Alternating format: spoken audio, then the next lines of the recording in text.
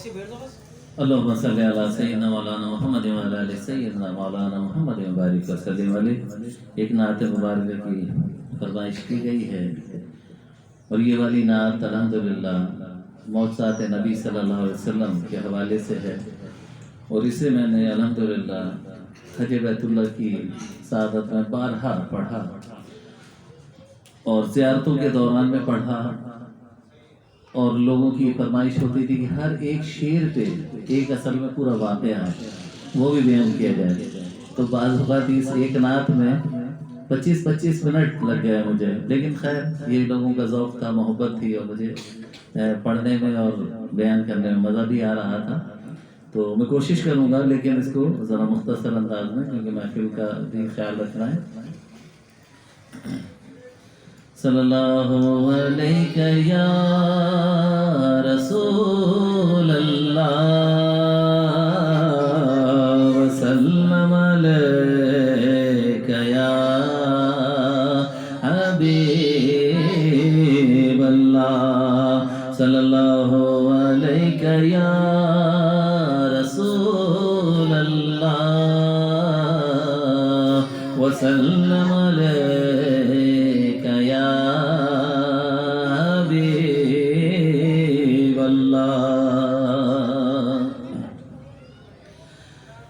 معجزہ میرے نبی کا کہہ دیا تو ہو گیا، معجزہ میرے نبی کا کہہ دیا تو ہو گیا، آپ نے قطرے کو دریا کہہ دیا تو ہو گیا، آپ نے قطرے کو دریا کہہ دیا تو ہو گیا۔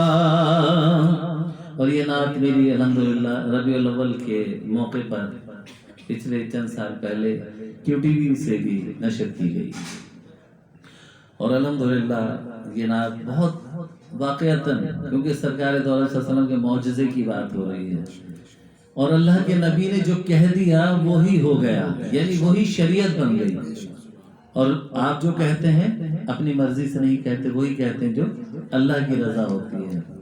تو معجزہ میرے نبی کا کہہ دیا تو ہو گیا، آپ نے قطرے کو دریا کہہ دیا تو ہو گیا، اور ہاتھ میں تلوار لے کر آئے جب حضرت عمر،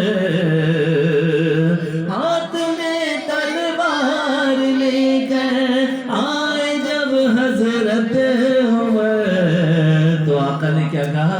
آ میرے دامن میں آ جا، آ میرے دامن میں آ جا، آ میرے دامن میں آ جا، کہہ دیا تو ہو گیا، آ میرے دامن میں آ جا، کہہ دیا تو ہو گیا۔ ایک وقت ہے کہ حضرت عمر قتل کرنے کے لیے تشریف آ رہے ہیں، ہاتھ میں تلوار نہیں تھا، اور جب سرکار نے دعا فرما دی تو اللہ رب العزت نے ایسی قبول فرمائی، اور حب مصطفیٰ صلی اللہ علیہ وسلم ایسا سینے میں جاگزی ہو گیا کہ جب وقت وصال ہوا آقا کا، تو اب بھی آپ کے ہاتھ میں تلوار، اور کہہ رہے ہیں کہ جس نے کہا کہ سرکار دنیا سے رخصت ہو گئے میں اس کا سر قلم کر دوں گا۔ اندازہ کیوں کیجئے، ایک وہ وقت ہے کہ جب ان کا سر قلم کرنے آ رہے ہیں، ایک وہ وقت ہے کہ جب دامن مصطفیٰ سے بندھ گئے، تو اب آپ تلوار اٹھا رہے ہیں کہ جس نے کہا کہ سرکار دو علیہ وسلم نہیں رہے اس کے سر قلم کر دوں گا، لیکن سیدنا ابو بکر صدیق رضی اللہ عنہ کے کہنے پہ آپ کو قرار آ گیا۔ بہرحال یہ محبتوں کی باتیں ہوتی ہیں، سرکار نے جس کو چاہا اپنا بنا لیا، یہ اللہ کا کرم ہے کہ اس نے اپنے محبوب کا ہمیں امتی بنا دیا۔ تو معجزہ، یہ بھی معجزہ ہے بھائی کہ اللہ کا معجزہ ہے، اللہ کے محبوب کا معجزہ ہے کہ اس نے ہمیں اپنا امتی بنا دیا بھائی، ورنہ پتہ نہیں کہاں کہاں در در کے خاک چھان پہ رہے ہوتے، اور خدا نہ خواستہ ایمان کے بغیر اس دنیا سے نہ چلے جاتے۔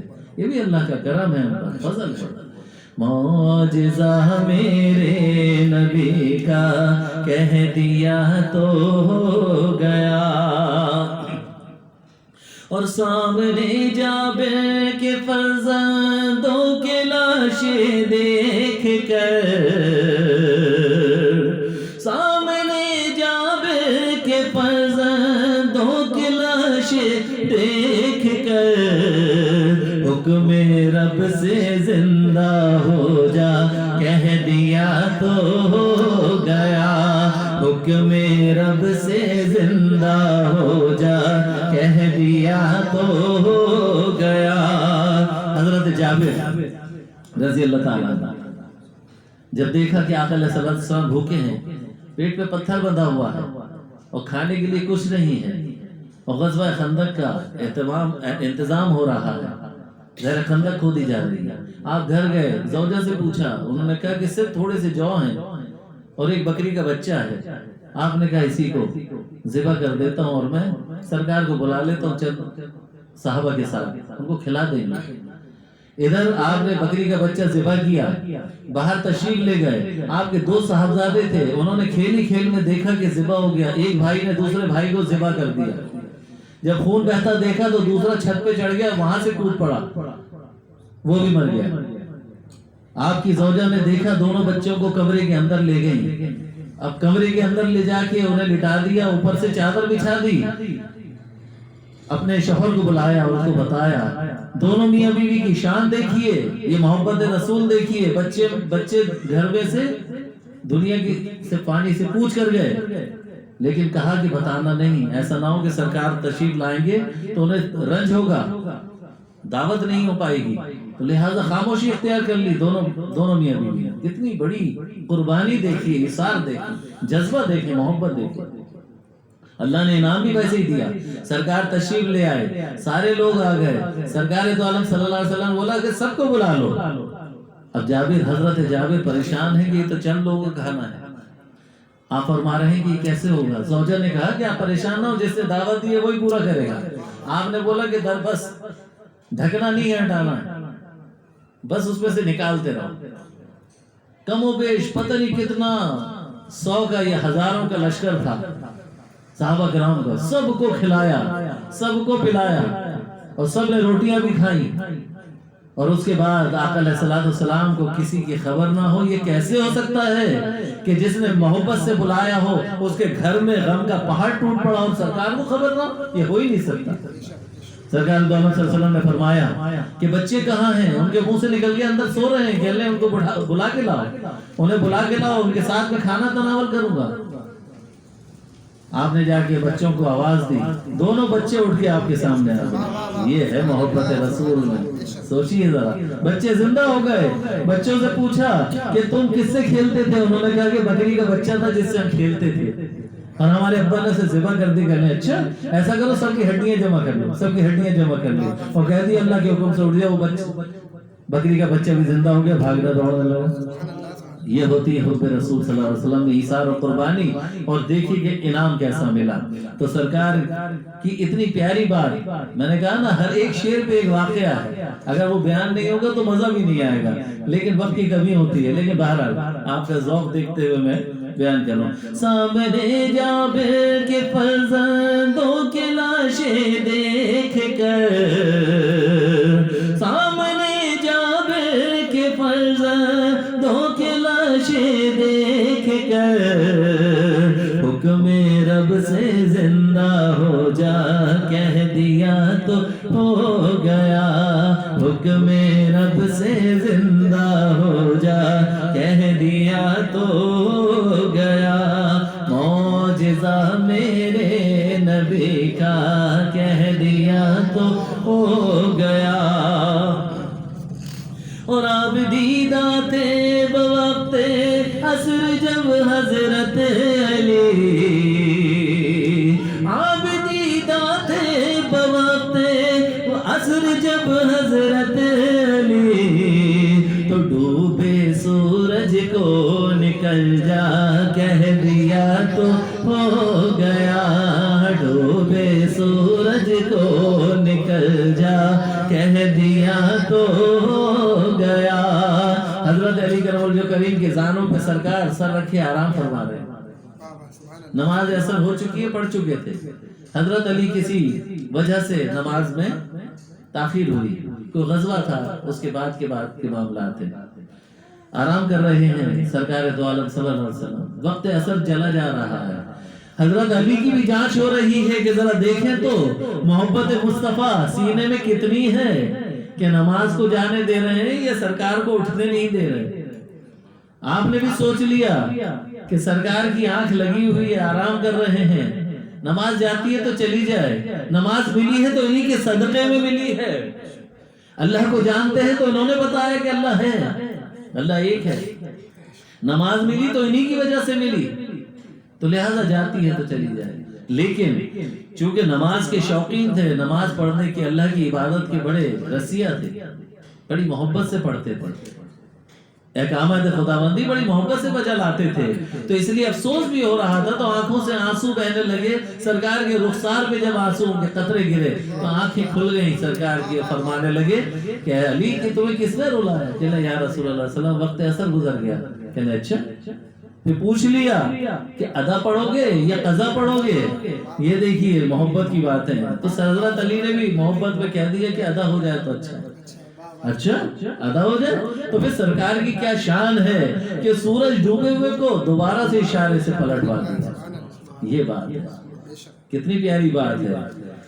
تو آپ دیدہ تھے بوقت عصر جب حضرت علی، تو ڈوبے سورج کو نکل جا کہہ دیا تو ہو گیا، ڈوبے سورج کو نکل جا کہہ دیا تو ہو گیا، معجزہ میرے نبی کا کہہ دیا تو ہو گیا۔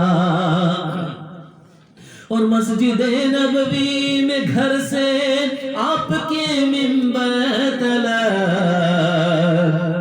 مسجد نبوی میں گھر سے آپ کے منبر تلک، آپ نے جنت کا ٹکڑا کہہ دیا تو ہو گیا، آپ نے جنت کا ٹکڑا کہہ دیا تو ہو گیا۔ روضہ رسول سے منبر رسول کے درمیان کا جو حصہ ہے جنت کا ٹکڑا ہے، جنت زمین میں بھیج دی گئی، میرے آقا کو جنت میں جانے کی ضرورت نہیں، جنت ان کے غلامی میں ہے، جنت کو زمین پہ بھیج دیا گیا کہ جہاں میرا محبوب ہے جنت بھی وہی جائے گی، اندازہ تو کیجئے، اور یقین رکھیں کہ جب آپ اس حصے میں ہوتے ہیں تو آپ جنت میں ہی ہوتے ہیں، جنت کی کیاری ہے، سرکار نے فرما دیا، حدیث مبارکہ ہے کہ میری منبر سے لے کے میرے روزے کے درمیان والی جو جگہ ہے یہ جنت کی کیاری ہے، اور جب آپ اندر ہوتے ہیں تو جنت میں ہی ہوتے ہیں۔ ہم جیسے انسانوں کو دیکھیے کتنی بار جاتے اور آتے ہیں جب تو بار بار حاضری ہوتی ہے تو بار بار جنت میں جانے کا موقع مل جاتا ہے، سرکار کی کرم نوازی ہے۔ تو معجزہ میرے نبی کا کہہ دیا تو ہو گیا، اور مصطفیٰ سے ہے خدا کو پیار کتنا دیکھیے،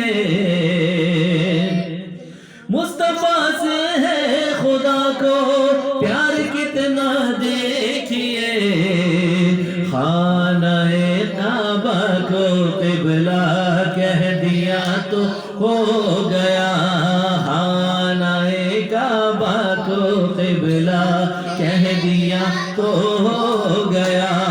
مدینہ شریف پہ ہے مسجد قبلتین، بعد میں اس مسجد کا نام مسجد قبلتین رکھا گیا، اس مقام پر ہیں، ظہر کی نماز کا وقت ہے، صحابہ کرام کے ساتھ نماز پڑھ رہے ہیں، بیت المقدس قبلہ اول وہاں کی طرف چہرہ ہے، بار بار آسمان کی طرف نظر اٹھاتے ہیں، اللہ رب العزت نے وحی نازل کر دی ہے، محبوب جہاں تمہاری دل چاہتا ہے، جہاں تمہاری چاہت ہے اسی طرف اپنا رخ پھیر دو۔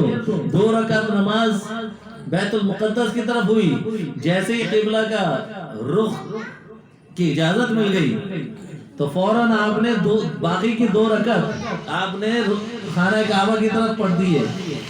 اب صحابی رسول ساتھ میں موجود تھے، 10 صحابہ ایسے تھے کہ جنہوں نے آپ کے ساتھ ہی رخ بدل لیا اور نماز شروع رکھی، پوچھا بھی نہیں کیا کیوں کیسے، اللہ رب العزت نے ایک اور وحی نازل فرمائی کہ انہیں بشارت دے دو کہ یہ عشرہ مبشرہ ہے، یعنی ان کو بشارت دے دو یہ جنتی ہیں. عشرہ 10 مبشرہ بشارت دی گئی کہ سرکار سے پوچھا بھی نہیں کیوں کیا کہتے سرکار میرے آقا ہیں. انہی نے تو بتایا نماز کیا ہوتی ہے، انہوں نے تو بتایا اللہ رب العزت کی وحدانیت. باقی صحابہ کرام جو رہ بھی گئے ہوں گے غلطی ان سے بھی نہیں ہونا، ان سے بھی نہیں ہوا، وہ پوچھنے میں رہ گئے ہوں گے. لیکن جو 10 تھے انہوں نے اپنا کام کر دکھایا، اور 10 کے 10 جنتی ہیں، جس میں 4 تو خلفائے راشدین ہی ہیں اور باقی اور بھی مختلف صحابہ کرام، جس میں حضرت بلال، حضرت طلحہ اور مختلف صحابہ کرام ہیں. تو اندازہ کیجئے کہ اللہ کے محبوب کی چاہت ہمیشہ ہوا کرتی تھی کہ خانہ کعبہ قبلہ بنے، لیکن یہ اللہ کی مرضی تھی کہ پہلا قبلہ بیت المقدس، اور جب اللہ نے اپنے محبوب کی چاہت کا خیال رکھا تو اس طرف کر دیا. جبکہ خانہ کعبہ کا طواف ہمیشہ سے ہوتا رہتا تھا. حضرت آدم علیہ السلام نے اس کی تعمیر فرمائی تھی سب سے پہلے. تو اندازہ کیجئے تم مصطفیٰ سے ہے خدا کو پیار کتنا دیکھیے، خانہ کعبہ کو قبلہ کہہ دیا تو ہو گیا. اور بدر کے میدان میں کفار کی جائے ممات. جنگ بدر ہو رہی ہے، شروع ہونے سے پہلے آقا علیہ السلام نے نشان لگا دیے کہ یہاں پر عتبہ مرے گا، یہاں شیبہ مرے گا، یہاں ابو جہل مرے گا. نشان پہلے سے لگا دیے. اللہ رب العزت کی طرف سے فتح و نصرت حاصل ہو گئی. فرشتے بھیج دیے، پہلے 1000 پھر 2000 پھر مزید 5000، اس طرح کر کے مختلف تعداد ہیں کم و بیش. فرشتے بھیجے جا رہے ہیں اللہ تعالیٰ. اور صحابہ کرام فرما رہے ہیں ہم ابھی تلوار اٹھاتے ہی ہیں کہ اس کی گردن اڑ جاتی ہے. یہ کون ہے؟ یہ اللہ کی طرف سے مدد ہے. یہاں تک کہ بزرگان دین فرماتے ہیں، بڑی گہری بات بتاتے ہیں، کہتے ہیں جب اللہ رب العزت نے فرشتے بھیج دیے تو اس کے بعد کہا کہ میں خود آ رہا ہوں. یہ بہت بڑی بات ہے، بڑا دل چاہیے اتنی بڑی بات کہنے کے لیے. کہ میرے پیر و مرشد نے فرمائی کہ ایک ایسا وقت آیا کہ اللہ رب العزت نے کہا کہ میں خود میدان جنگ میں آ رہا ہوں. بڑی بات ہے، چلے جا چاہیے اس باتوں کو کرنے کے لیے. لیکن بہت سی باتیں چھپا لینی چاہیے، ہر آدمی کے ہضم نہیں ہو پاتی. تو بدر کے میدان میں کفار کی جائے ممات، جس جگہ تھا جس کو مرنا کہہ دیا تو ہو گیا. جس جگہ تھا جس کو مرنا کہہ دیا تو ہو گیا. لوگوں نے دیکھا کہ جہاں نشان لگائے تھے وہیں پر وہ شخص مرا. اور بلیوں پہ ان کی شفقت اور محبت دیکھ کر، بلیوں پہ ان کی شفقت اور محبت دیکھ کر، مصطفیٰ نے ابو ہریرہ کہہ دیا تو ہو گیا. مصطفیٰ نے ابو ہریرہ کہہ دیا تو ہو گیا. حضرت ابو ہریرہ رضی اللہ عنہ، آج ان کا لوگ نام نہیں جانتے، نام ان کا کچھ اور تھا. لیکن سرکار نے جب دیکھا کہ آپ بلیوں سے بڑی محبت فرماتے ہیں، ان کو کھانے پینے کو دیتے ہیں، کہ بہت ساری بلیاں تھیں تو بلیوں کو ہریرہ کہتے ہیں، تو آپ کہتے تھے ابو ہریرہ، یعنی بلیوں کے باپ. محبت سے فرمایا. جب محبت سے کہا تو آپ نے سب سے کہا کہ مجھے اسی نام سے پکارا کرو. لوگ ان کا اصل نام ہی بھول گئے. جتنی بھی آپ کی احادیث مبارکہ ان سے مروی ہیں اس میں ابو ہریرہ ہی آتا لکھا ہے. مصطفیٰ نے ابو ہریرہ کہہ دیا تو ہو گیا. اور نام لے کر مصطفیٰ کا ہاتھ میں لے کر قلم، نام لے کر مصطفیٰ کا ہاتھ میں لے کر قلم، میں نے اجمل کے قصیدہ کہہ دیا تو ہو گیا. میں نے اجمل کے قصیدہ کہہ دیا تو ہو گیا. معجزہ میرے نبی کا کہہ دیا تو ہو گیا. آپ نے قطرے کو دریا کہہ دیا تو اللهم صل على سيدنا مولانا محمد وعلى ال سيدنا مولانا محمد وبارك وسلم علیہ.